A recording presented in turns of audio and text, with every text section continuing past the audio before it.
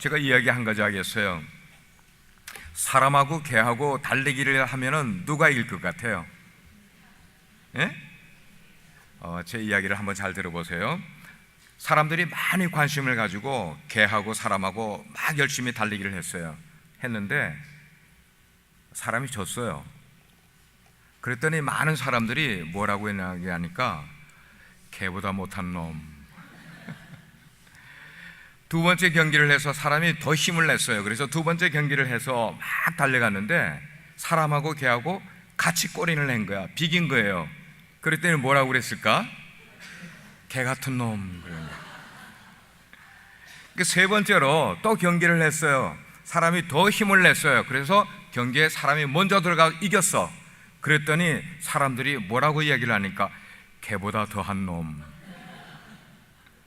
자, 그런데 이번에는 개하고 사람하고 경기를 하지 않고 사람이 예수님과 함께 달리기를 했어요.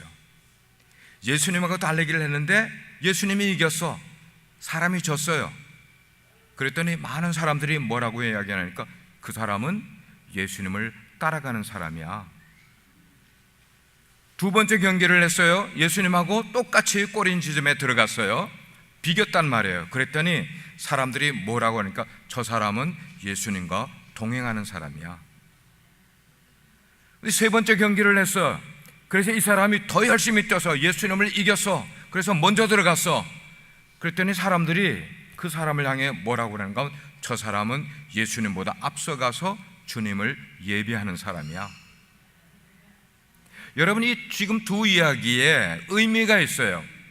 그 의미가 뭐냐면은 우리 인생에서 잘못된 기준을 갖고 인생을 살면은 내가 이겨도 내가 비겨도 그 사람은 욕을 먹게 된다는 거예요.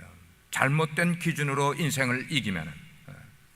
그러나 내 인생에 바른 기준을 가지고 인생을 살아가게 되면은 비기든지 져도 그 사람은 칭찬을 받는 삶이 된다는 거예요. 여기 잘못된 기준이라는 것은 자기 자신이 인생의 기준이 되면은 사람들에게 욕을 먹어요. 그러나 예수님이 내 인생의 기준이 돼서 살아가게 되면 그 사람은 많은 사람들에게 칭찬과 존경을 받게 된다. 예수님이 인생의 삶의 기준이라는 거예요.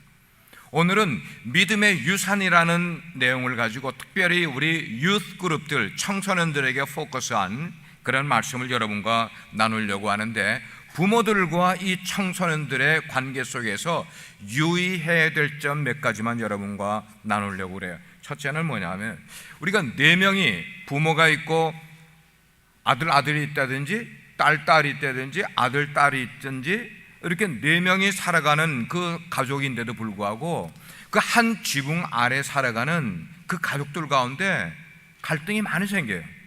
불화가 생겨요. 컨플릭이 생긴단 말이에요. 부부끼리도 많이 갈등이 생기죠. 그러나 또 어떤 때는 형제들 간에도 이렇게 컨플릭이 생길 때가 있어요.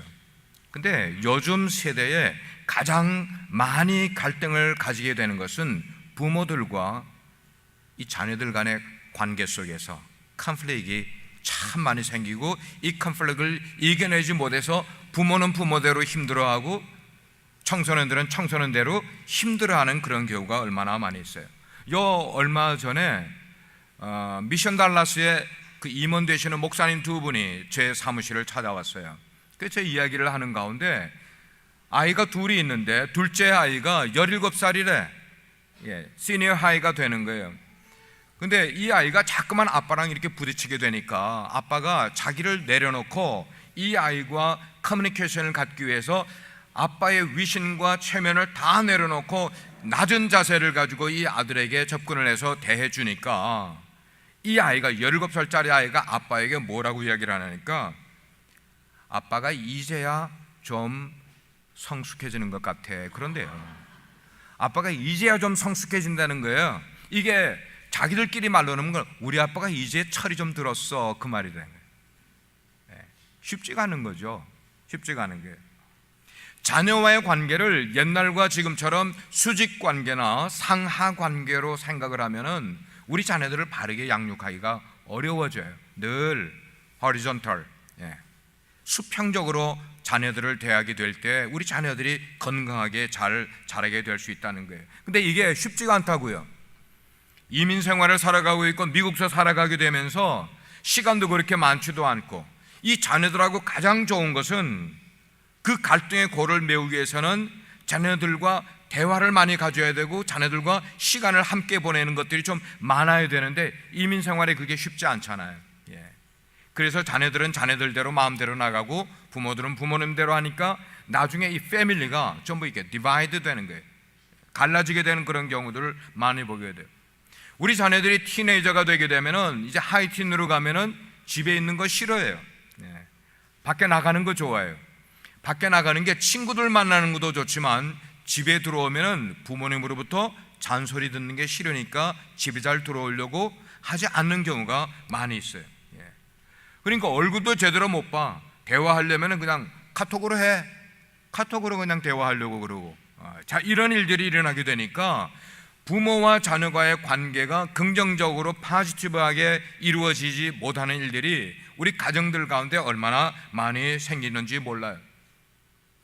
우리 청소년들이, 유스들이 자기 속에 문제가 있고 고민이 있게 되면은 누구를 먼저 찾아가는가 할 때 퍼센테이지를 보니까 친구를 가장 많이 찾아가요. 46%가 친구를 찾아가서 자기 고민을 이야기를 한대. 그 다음에 자기 스스로 해결하는 사람은 22%, 그리고 부모님에게 상담을 받고 부모님에게 나의 문제를 가지고 가는 아이들은 21%밖에 되지가 않는 거예요. 근데 이 21% 가운데도 이 아이들이 자기 부모님한테 누구에게 찾아가는가 하면 엄마에게 찾아가는 게 85%는 엄마에게 찾아가서 이 얘기를 물어보는 거야. 엄마 이럴 때는 어떻게 해? 나는 이런 일이 있었고. 아빠한테는 불과 15%밖에 아빠를 찾아가서 이야기하는 경우가 없다는 거예요. 오늘날 이 소통의 문제에 대해서 엄마들이 굉장히 노력을 많이 하고 문제가 있다는 걸 알고 애를 많이 쓰고는 있지만, 그러나 어떻게 우리 자녀들과 소통을 해야 우리 자녀들을 바른 길로 이끌어 갈지 그 방법에 대해서는 모르고 있는 엄마나 아빠들이 얼마나 많이 있는지 안타까운 거예요. 그래서 오늘 제가 줄여가지고, 일부 예배보다는 줄여가지고 여러분께 잠깐 말씀을 드리면은, 이 청소년 자녀들과 의사소통을 하는데 좋은 방법 가운데 하나가 경청이에요. 경청을 listen 하는 거예요. listen이라는 것은 상대방이 말을 할 때에 주의 깊게 그 얘기를 들어주는 거예요. 고개를 끄덕끄덕 해주면서 들어주는 거예요. 그렇게 들어줄 때 아이들이 무슨 이야기를 할 때 엄마가, 아빠가 아이들이 말하는 걸 중간에 가로채지 말라는 거예요. 끊지 말라는 거예요. 내 이야기를 먼저 막 해주려고 하지 말고 아이들이 이야기하는 거를 끝까지 다 들어주는 부모가 돼야 되는 거예요. 들어주면서 뭐라고 얘기해 주는 거, 그렇구나, 그랬니? 더 얘기해봐. 아이들이 자기 속에 있는 이야기를 꺼낼 수 있도록 계속해서 부모는 인커리지 해주는 거예요. 그리고 자녀들이 가지고 있는 감정 상태를 알아주는 이야기를, 이걸 임패티, 공감이라고 그래요. 네가 그랬겠구나, 그래서 내가 많이 힘들었겠구나. 그래서 그 아이의 감정을 받아주는 경청. 두 번째는 I 메시지를 많이 전해야 되는 거예요. I 메시지, 나 메시지를 하는 거예요. 엄마나 아빠가 이야기해 주게 될 때 너는 이랬고 너는 이랬고 너는 이랬고 지적하는 말보다는 아빠 생각에는, 그리고 엄마는 예를 들어서 이런 거예요. 요즘 아이들이 뭐 머리를 이제 티네이저가 되면 얼마나 멋을 부립니까? 머리끝에부터 발끝까지 그냥 팬시하게 이렇게 멋을 부리려고 다니는데, 정작 걔네들이 자고 생활하는 그 방에 가보면은 뭐 이불도 다 엉겨 있고 말이죠. 옷도 그냥 다 벗어놓은 채로 그냥 걸어놓지도 않고 이렇게 돼 있다고.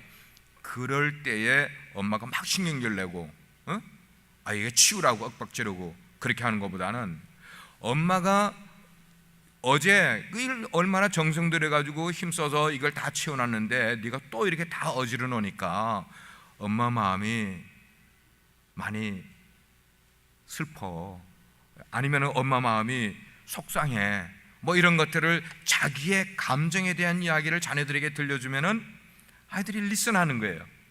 리슨한단 말이에요.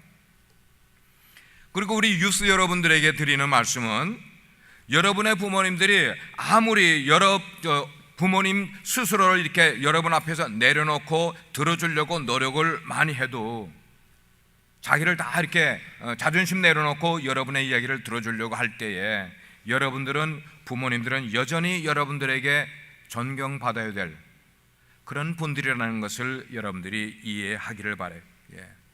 만약에 여러분들이 우리 부모님이 나에게 친구 같은 그런 부모님이 되어줬으면, 친구처럼 되어줬으면 하고 기대하는 건 좋은 거예요. 그러나 우리 부모님이 나의 친구야 라고 생각을 하는 것은 위험한 생각인 것을 알고, 여러분들이 부모님이 친구 되기를 원하는 것보다 친구같이 대해주는, 부모님들도 마찬가지예요. 여러분의 자녀들에게 친구처럼 대해주지 친구가 돼서는 안 된다는 거예요. 아이들이 늘 리스펙할 수 있는 그런 거를 가져야 된다는 거예요. 엄마의 역할이 얼마나 많은지 몰라. 엄마는 단지 우리의 보호자만 되는 것 아니에요. 엄마는 때로는 의사가 되기도 하고, 간호사가 되기도 하고, 어쩌면 교사가 되기도 하고, 우리에게 상담가, 카운셀러가 되기도 하고요. 어떤 데는 요리사가, 그렇잖아. 어떤 데는 경찰관이 될 때도 있어요. 우리가 힘들고 어려운 문제에 부닥쳤을 때 아빠가 여러분들의 경찰관 노릇까지 해줄 수 있는 이런 여러 가지 일들을 누가 감당하느냐면 아빠, 엄마, 부모님들이 하고 계시단 말이에요. 1인 2역이 아니고 1인 3역이 아니고 1인 연력, 1인 연력까지도 부모님들이 하려고 애를 쓰는 것을 여러분들이 좀 기억해 주기를 바라요. 자, 이럴 때에 부모와 자녀 간에 이런 의사소통이 바르게 되기 위해서는 어떻게 해야 되느냐? 부모님은 우리 청소년 자녀들에게 성경을 가르칠 수 있어야 된다고 생각해요. 여러분들이 자녀들을 교회 보내서 교회 교사들이나 전도사님들이 성경을 가르치는 거에만 맡기지 말고, 우리 칠드런 아이들이 교회 갔다 오면 너 무엇 배웠니라고 물어보는 것에서 끝나는 것 아니라 여러분들의 가정에서 여러분의 자녀들에게 성경을 가르치는 것이 이 아이들이 인격적으로나 정서적으로 바르게 자라는데 얼마나 중요한 역할을 해주는지 모르는 거예요. 오늘 읽은 말씀 보니까 그랬어요. 내 자녀에게 부지런히 가르치며 집에 앉았을 때나 길을 갈 때나 누워있을 때나 일어나 있을 때나 언제든지 가르치십시오. 이 말이 뭐는가? 한마디로 표현하면 그냥 때와 장소를 가리지 않고 여러분의 자녀들에게 하나님의 말씀을 가르치라고 이야기를 하고 있는 거예요. 가르치라고요. 그러니까 여러분들이 기도할 때도 성경 말씀을 가지고 기도하면서 자녀들에게 가르치고, 식사하기 전에 성경 한 구절을 읽어주는 것도 가르치는 것 될 수가 있고, 여러 가지 방법이 될 수가 있어요. 어떤 여집사님이 간증을 들었어요. 자기 결혼한 남동생이 있는데 그 남동생이 아무리 복음을 전하고 교회 가자고 그래도 이거 뭐 절대로 안 묻는 거예요. 그래서 몇 년 동안 그 남동생을 위해서 교회 가고 신앙생활 하자고 얘기해도 이게 안 먹히니까 기도하는 가운데 지혜를 짜냈어요. 그 지혜가 뭐냐면, 그 남동생네 아이들이 3살, 5살 될 때부터 그 아이들을 내가 교회 데리고 갈게. 그러니까 남동생이 자기는 안 믿어도 아이들 교회 데리고 가는 것을 허락을 해줬어요. 그래서 고모가 이 아이들을 교회를 어릴 때부터 주일학교에 데리고 다닌 거야. 교회 생활을 하는 거 다 참석시킨 거예요. 그래서 이 아이들이 나중에 11학년이 되고 9학년이 됐어. 시간이 지나서.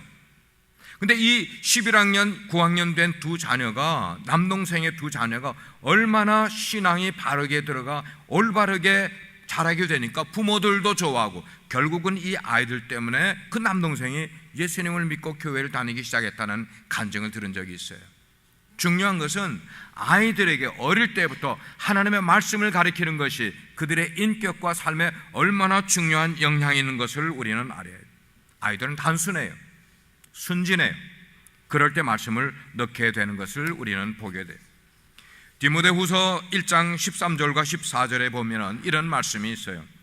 너는 그리스도 예수님 안에 있는 믿음과 사랑으로 네가 들은 건전한 말씀을 본받아 지키고 우리 안에 계시는 성령을 힘입어 너에게 맡겨진 선한 일을 지키라.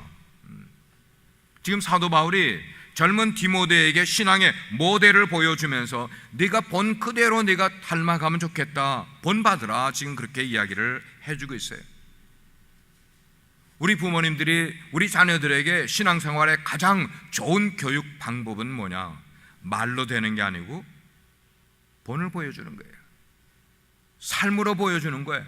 내 말씨를 아이가 닮게 만들고 내 생각을 닮게 만들고 내가 결정할 때 어떻게 결정하는지를 우리 자녀들이 보면서 배울 수 있는 그런 모습을 보여주는 거예요. 저의 간증이니까 여러분 오해하지 마시고 들으시길 바라요. 저희 자녀들이 지금은 다 장성했어요. 30대가 들어갔어요.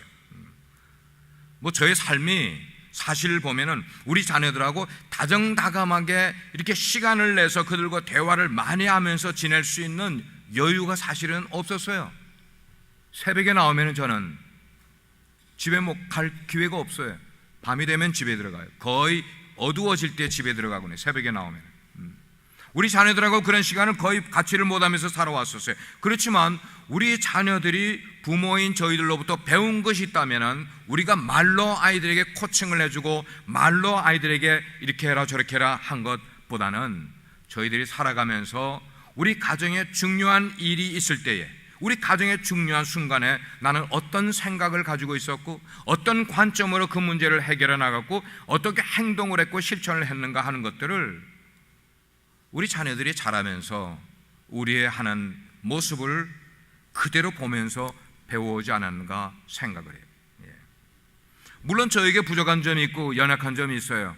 그리고 우리 자녀들도 역시 부족한 점이 있고 그런 면이 많이 있어요. 그러나 지금 와서 보게 되니까 지금 제가 티네이저 우리 자녀가 아니지 않습니까? 30살, 33살이에요. 이젠 자기의 인생을 자기들이 가고 있는데 제가 뒤에서 볼 때 흐뭇한 거예요. 이 아이들이 잘 자라줬구나. 보니까 어떤 것에서 잘 자랐다고 보니까 우리 아이들도 우리 자녀들도 역시 지금 청년이지만 힘들어하는 청년들이 있으면은요 불러요. 자기 집으로 부르든지 밖으로 불러서 밥을 먹이면서 힘들어하는 청년들 얘기를 들어줘요. 뭐가 돼줘요? 상담가가 돼주는 거예요. 그러면서 그 아이들을, 청년들을, 다른 청년들을 가이드해주고 이끌어가는 그런 모습을 보니까 제가 말을 안 했는데도 쭉 하는 모습을 그냥 보고 그대로 닮아가지 않는가. 오늘 여러분들이 자녀들과 함께 교회에 나오신 분들이라면 그 자체가 여러분들은 참 귀한 일을 하셨다고 생각을 해요. 자녀들과 함께 교회에 나오는 것, 이게 얼마나 중요한 일인지 몰라요. 주말이 되면은 이민 생활에 지치고 시간 없고 바쁜 가운데 어디 놀러 가고 싶을 때도 있고 좋은 레스토랑 가서 다른 시간 가질 수도 있지만, 그러나 이 시간에 여러분들이 자녀들과 함께 교회에 나온다는 것 결코 쉬운 일이 아닌 것 제가 알고 있어요. 하나님께서 그런 여러분 가정에 은혜와 축복을 베풀어 주실 줄 믿어요. 가정에서 부모가 좋은 롤 모델이 되면은 자녀들은 그대로 닮아가게 된다는 거예요. 그래서 오늘도 우리 고봉주 안수집사님 그렇게 얘기했지만 그거예요. 어린아이는 부모의 거울이라는 거예요. 우리 삶의 거울은 성경이지만 우리 어린아이들이 부모의 거울이야. 어린아이들을 보면은 부모가 어떤 삶을 살아가는지, 어떤 인생관과 가치관을 갖고 있는지 우리 자녀들을 보면 그게 다 보이게 된다는 거예요. 그래서 자녀들을 볼 때마다 여러분들이 나는 그렇지 않은데 너는 왜 그렇게밖에 못해? 이렇게 이야기하지 마시고 그 아이들을 이해해 주면서 그 아이 속에 있는 것들이 반사돼서 나오는 것이 그 아이의 모습, 그게 누구의 모습인가 하면 우리의 모습인 거예요. 그래서 요즘 이런 말이 있어요. 문제의 아이는 없지만 문제 부모는 있다, 이 말이에요. 그 아이는 그냥 아이 그 자체가 부모들이 어떻게 했냐, 그게 이제 아이를 통해 투영이 돼서 우리가 보는 우리 자녀들의 모습이기 때문에 우리 가정의 자녀들만 이야기하는 것 아니에요. 우리가 정말 기억해야 될 것은 우리 교회에 속해 있는 어린아이들, 그리고 유스들, 그리고 청년들까지를 포함을 해서 우리 어른들이 바르게 인생을 살아가고 말씨도 바르고 우리의 행동도 바르게 나아가게 된다면 우리 청년들, 유스들, 우리 칠드런 아이들이 그 어른들의 모습을 보면서 닮아오게 되는 것이 당연한 거예요. 그래서 신앙교육의 중요성은 우리가 행동하지 않으면서 아무리 외쳐봐야 소용이 없다는 것이에요. 우리가 보여주는 것. 사랑하는 우리 비서 성도 여러분, 하나님께서 우리 가정에 자녀들을 주셨고 하나님께서 우리 교회에 이런 칠드런들을 주셨어요. 하나님의 놀라운 선물이에요. 우리는 그들에게 뭘 물려줘야 될까? 많은 것 있을지라도 그 가운데 가장 중요한 것, 신앙을 유산으로 물려줄 수 있는 부모가 되면은 얼마나 이게 우리 인생의 축복인데, 그렇게 되기 위해서 첫째는 우리 자녀들과 윽박지르지 말고 소통하는 부모가 되었으면 좋겠어요. 두 번째는 어린 우리 자녀들에게 하나님의 말씀을 가르치는 부모님들이 되었으면 좋겠어요. 그리고 세 번째는 우리가 그 신앙의 삶을 본을 보여주는 신앙인이 돼서 가정도 복을 받고 교회도 복을 받는 은혜가 있기를 주의 이름으로 축복합니다. 기도하겠어요.